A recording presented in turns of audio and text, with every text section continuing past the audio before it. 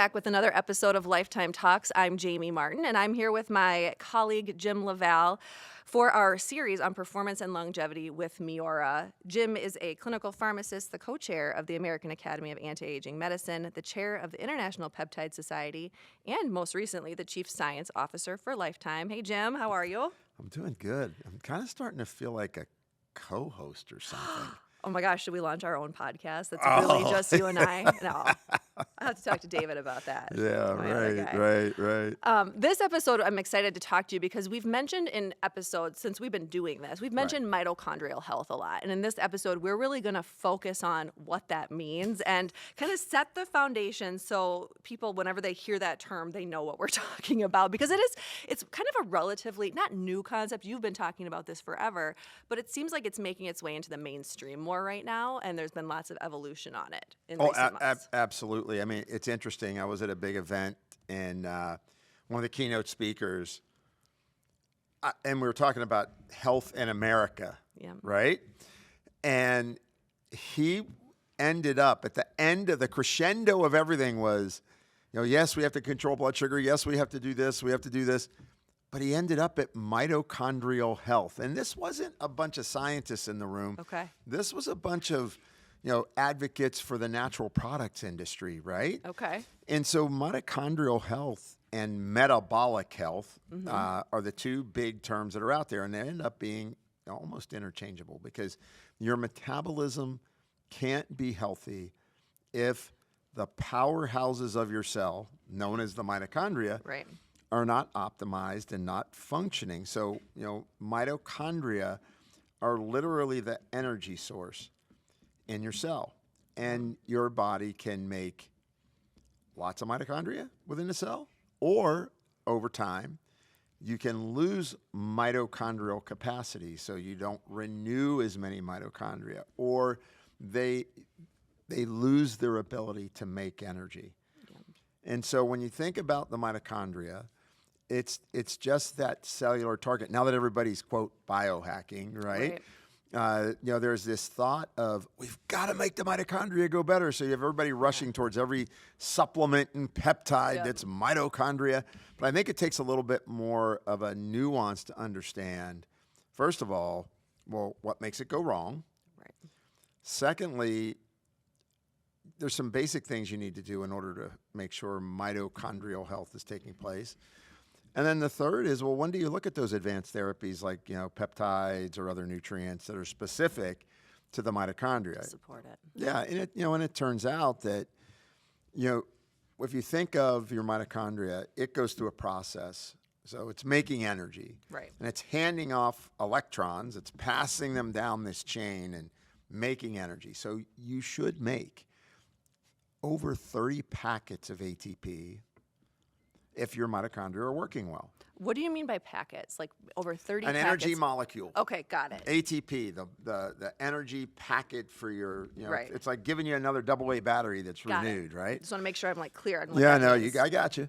And so the problem is when people get into metabolic inflammation, and in particular, just one big example is insulin resistance and people with diabetes. They only make 2 packets of energy. And so that's a significant reduction. Yeah, you're not making huge. much energy. Yeah. And the problem is that you're also making more waste inside the cell. So instead of making a bunch of energy and very clean fuel, like a fuel efficient hybrid car, or instead you're driving around a 5 mile per gallon car and you're making a lot of waste or potentially pollution. Right. And that pollution starts to damage your cells. And so why is it important to think about mitochondrial health? Because at the cellular level, that is going to really dictate how you're aging and how effective all the, whether you want to call it biohacking or integrative or regenerative care, is it really working if you're not restoring mitochondrial function? So, and now you can measure it. Before, the only way to measure it was to do a punch biopsy in your muscle.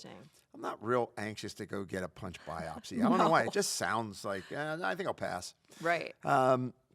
But now, through actually University of California, San Diego, they had done research on this, and they can do a simple finger stick Oh, that's awesome. that will show basically 17 different characteristics of your mitochondrial function and health and where you're at. Right. And it's validated to punch biopsy. So what they did was they looked and said, well, how accurate is this? Right. If How- this is how- the most accurate that we know of, let's see if this finger prick really measures up. Does it measure up? Right. And it turns out that it measures up. Oh, that's promising.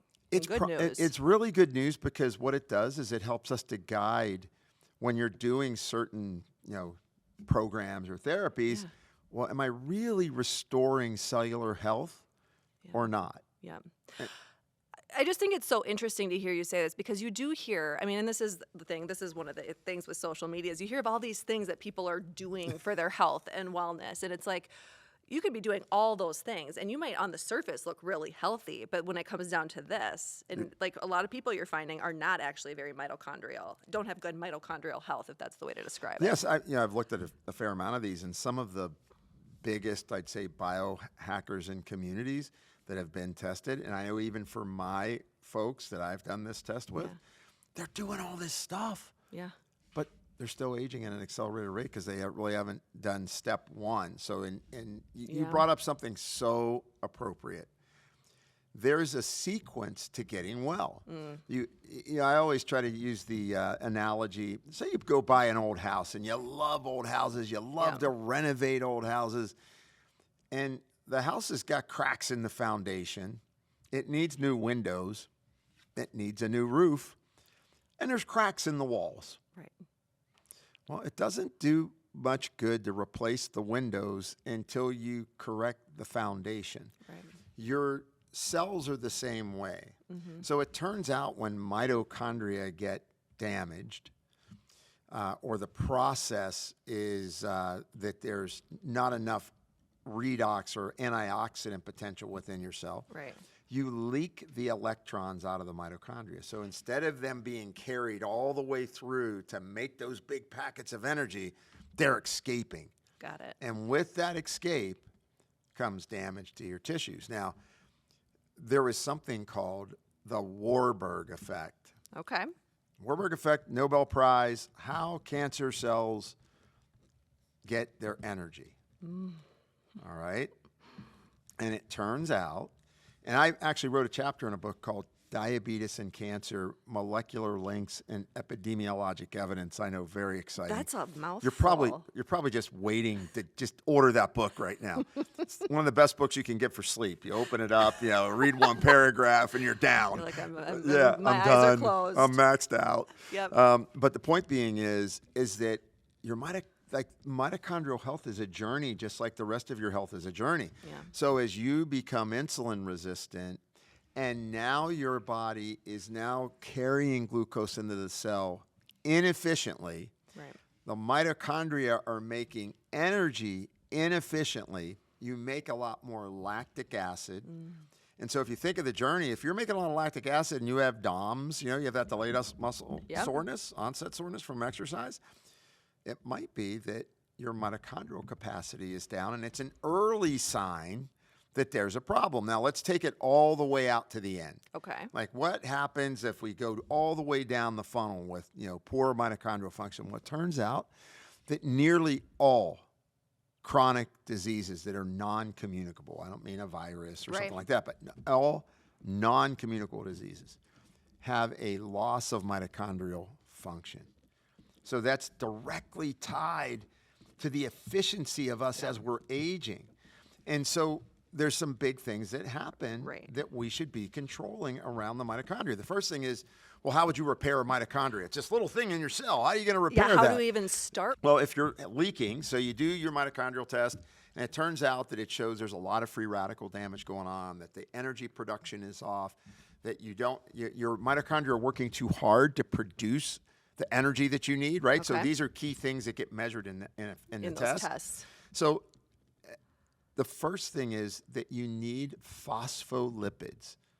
So we hear of terms like phosphatidylcholine, phosphatidylserine. Well, so the mitochondria has two membranes, an inner membrane and an outer membrane. Okay. The inner membrane needs phosphatidylinositol, and phosphatidylethanolamine. Okay.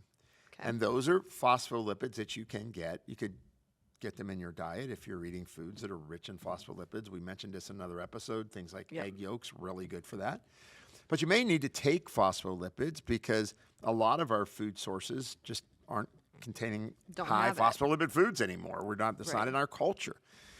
So that prepares the inner membrane, and then the phosphatidylcholine helps with the outer membrane, phosphatidylserine too, for a certain extent.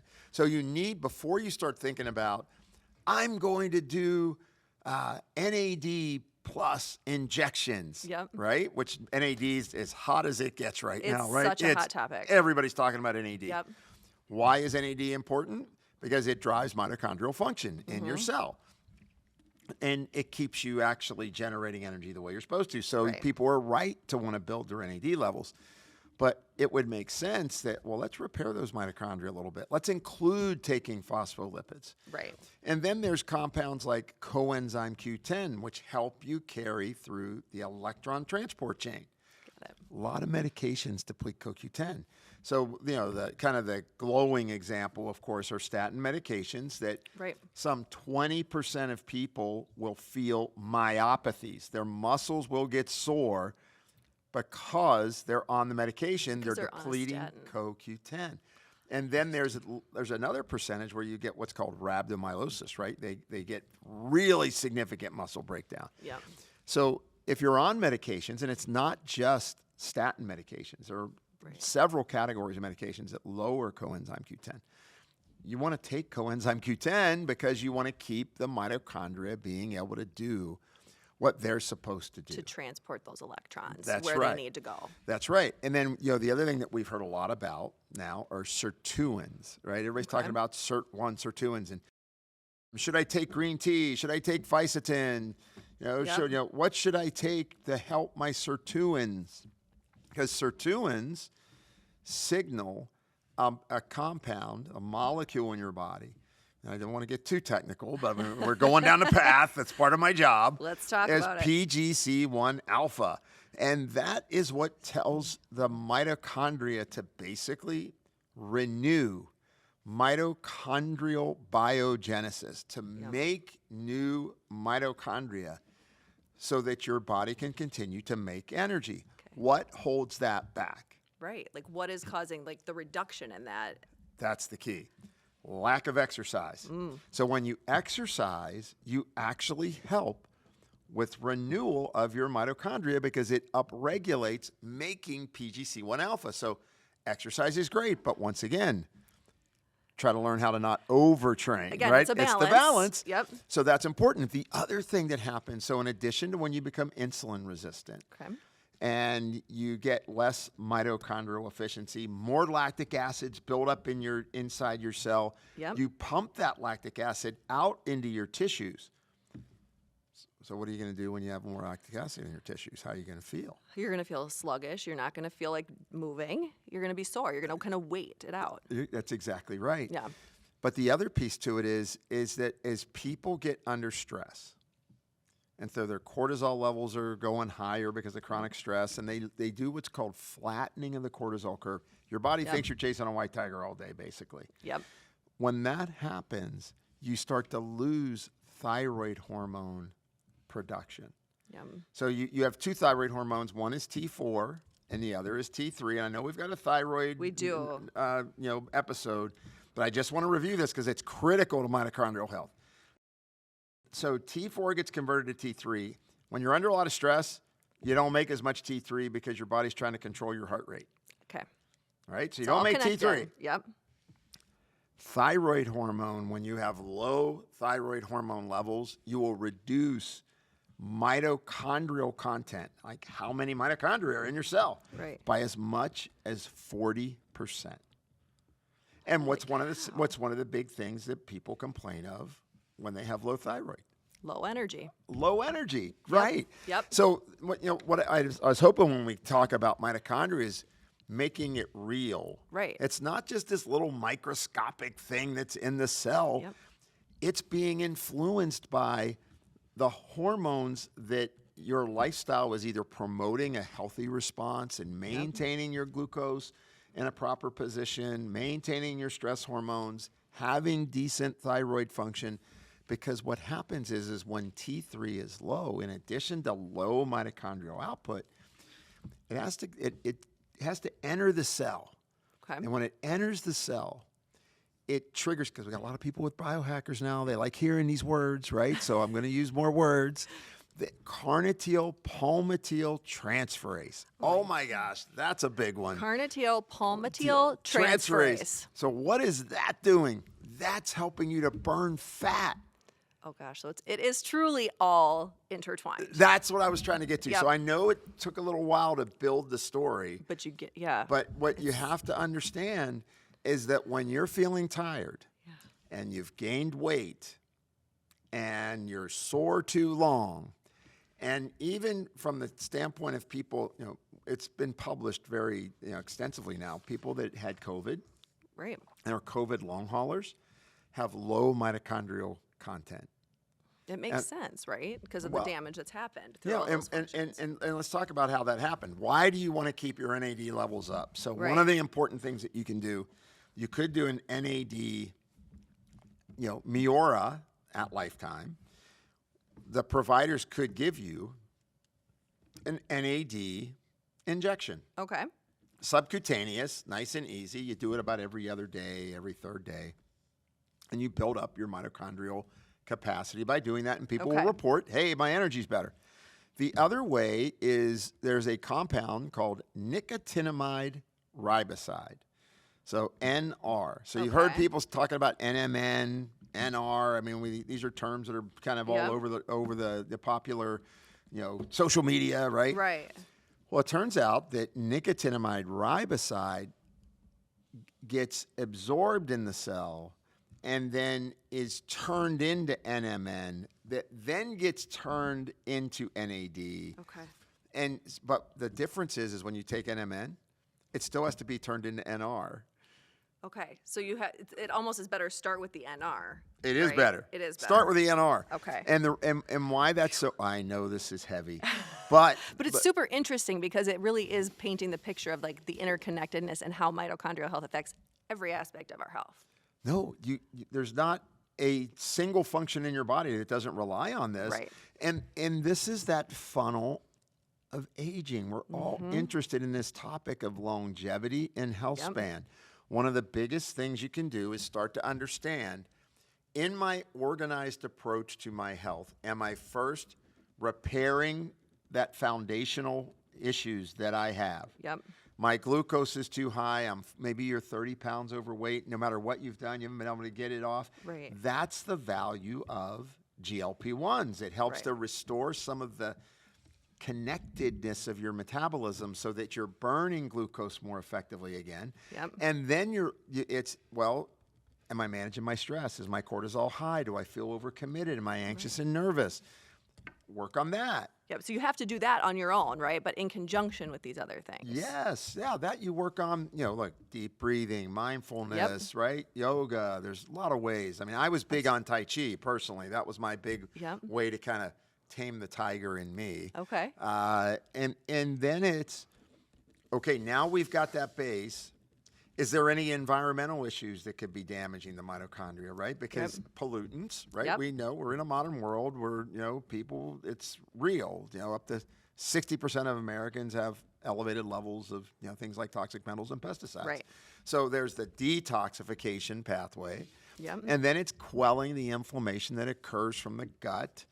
And so mitochondrial health really becomes dependent on you establishing a lifestyle, not out of the paranoia or the stress-driven, oh my God, I didn't get everything done that I had to get done today. Yeah. But really putting together a way of moving through each day where you're looking at how do I rebuild, and then next, how do I enhance? Right. And mitochondrial health is at the middle of that because there are, a peptide that just got approved actually about 3 weeks ago. It's called SS31. SS31 is a peptide.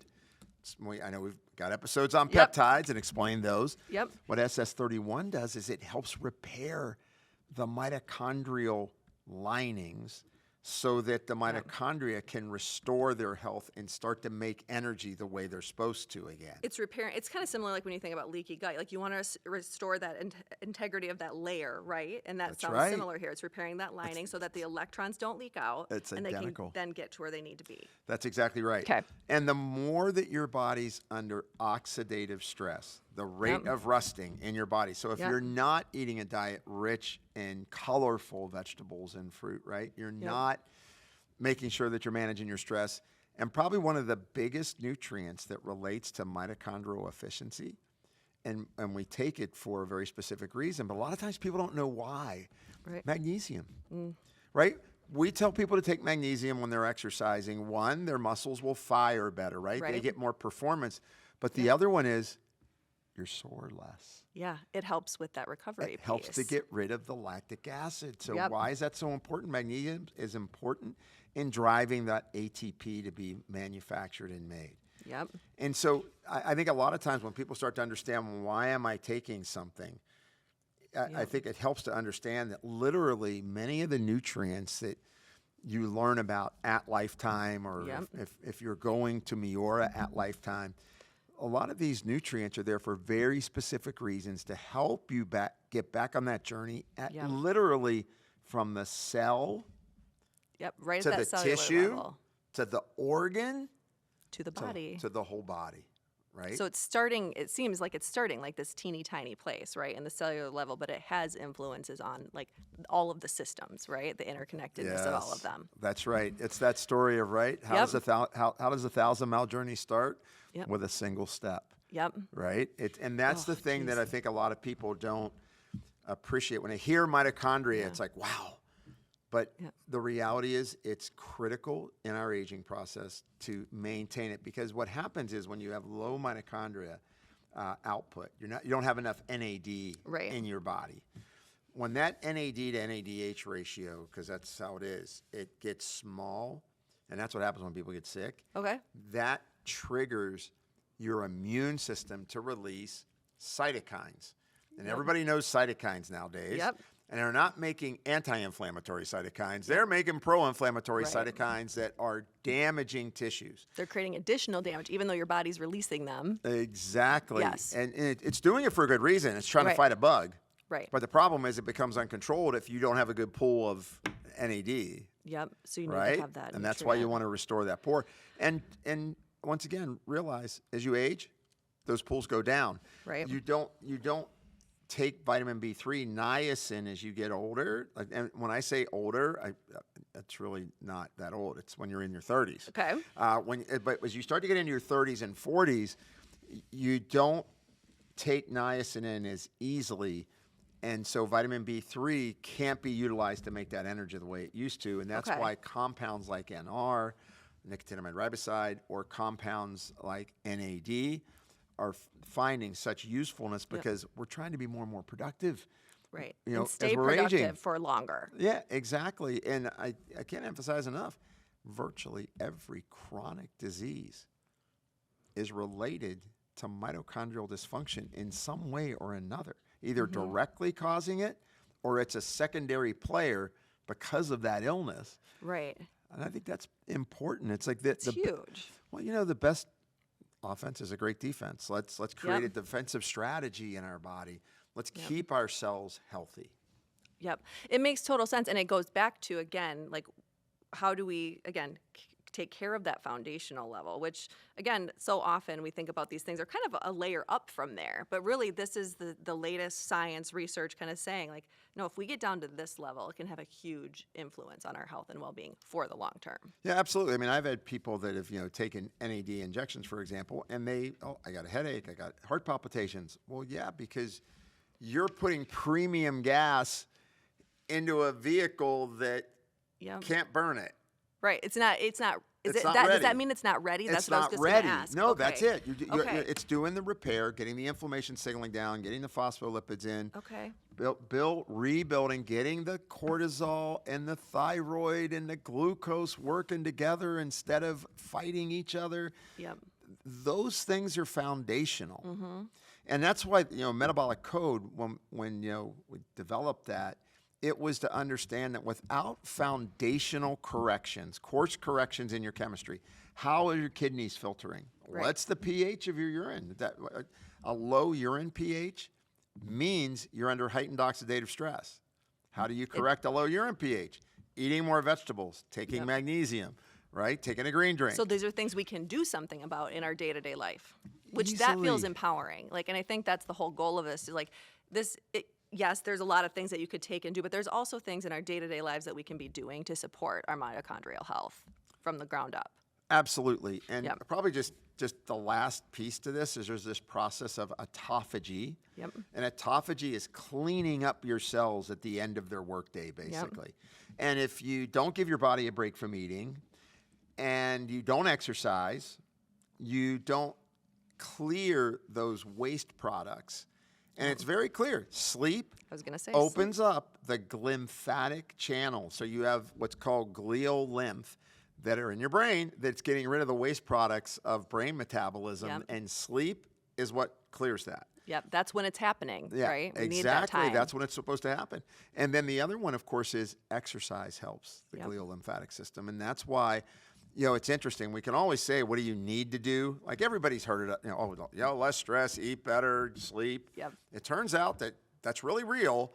But until you start to understand why it's important, Yep. that it's affecting you at the cellular level, maybe it kind of goes over your head a little bit. Like, I've heard that 1,000 times. Right. And that's what I think is beautiful about our, the opportunity to talk with you is Yeah. if we can explain these things where people get, this is why I'm doing this. Yep. I think that's the important part of learning, right? What I love about this so much, and it takes me back to the early days of being on the team at Experience Life with Lifetime, right, with the magazine team, is I'll never forget our founding editor always talked about what we're trying to do is empower people to better understand their bodies. When we understand our bodies, we feel then empowered to take a step towards taking care of it, right? Like whatever that step may be, and it's one small step, but like we really do when we understand what is happening, there's like this level of, now there's the knowledge, but then it's like, okay, and what can I do about it? And I think that's what we also try to serve people with too, with all the content we're creating and this kind of information, because it's like, now what? Yeah. Yep. And I know over the years, sometimes just giving one thing, magnesium, getting Right. a magnesium Start with something. back to people who, I've had leg cramps for years. I've had restless legs for years. Yeah. My muscles get too sore after working out. And they do one thing. Yep. And they feel it change the way their body's behaving. That gets them in that flywheel of experience to say, well, what's the next thing I can do? Right. Those habits start to stack, which we talk a lot about, is just from behavior change, right? Like we start to Exactly. see change, we start to feel better.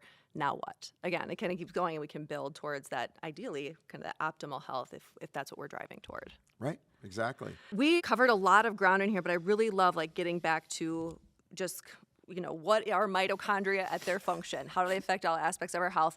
Anything we missed or any final note or takeaway you want to leave listeners with?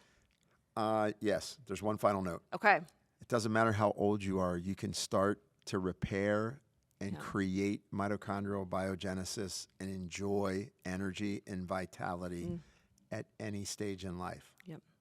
So no matter where you are. Yeah, it's work, but it's worth it. Yep.